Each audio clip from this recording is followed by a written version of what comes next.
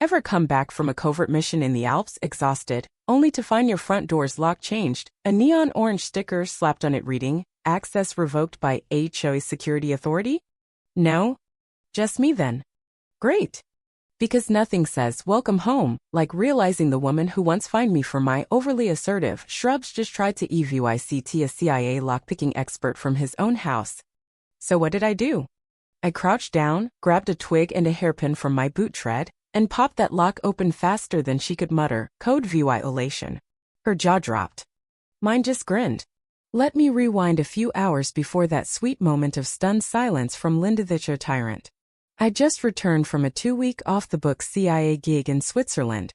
Something about intercepting a courier with a flash drive and 3 kilos of raw pasta used as a cipher delivery system. Don't ask. Point is, I hadn't slept in 42 hours, still had a thermal patch stuck to my neck, and my duffel bag reeked of jet fuel and bad decisions. All I wanted was a hot shower, strong coffee, and 12 hours in my own bed. But pulling into my driveway, something felt wrong. My yard, usually pristine, thanks to a pricey landscaper, looked untouched.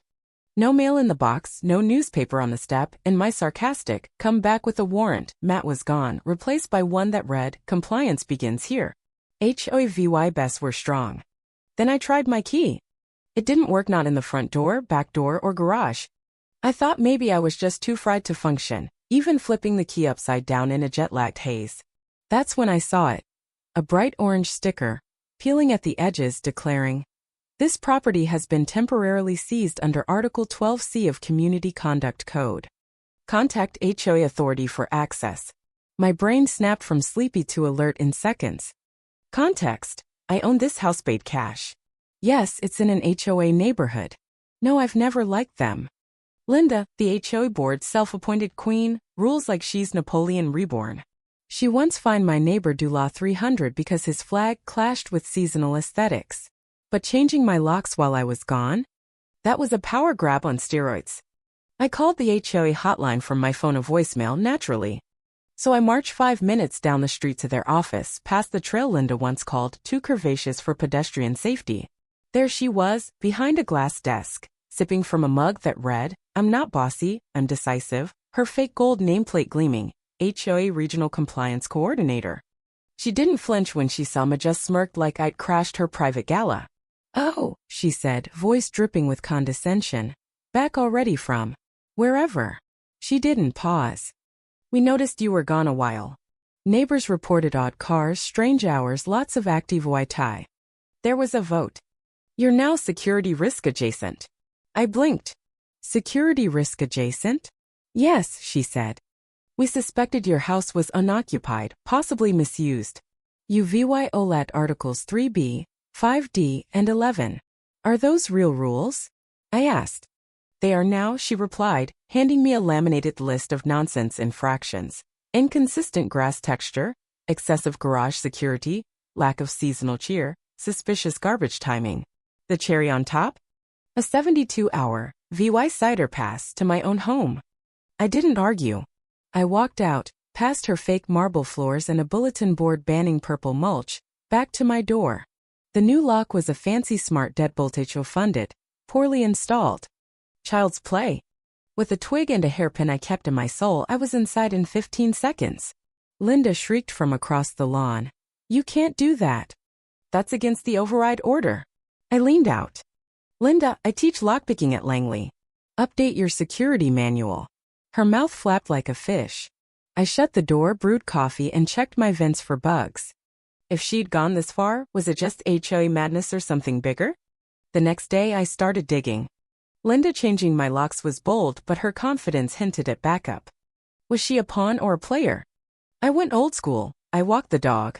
No dog, just an empty leash and a fake golden retriever named Max. In this neighborhood, it's the perfect cover people chat. Slip up. By block 3, I overheard a couple muttering about that guy with blackout curtains and military-grade locks. Me. Then I spotted a white pest control van across from my house, 5 antennas, thermal imaging stickers still on.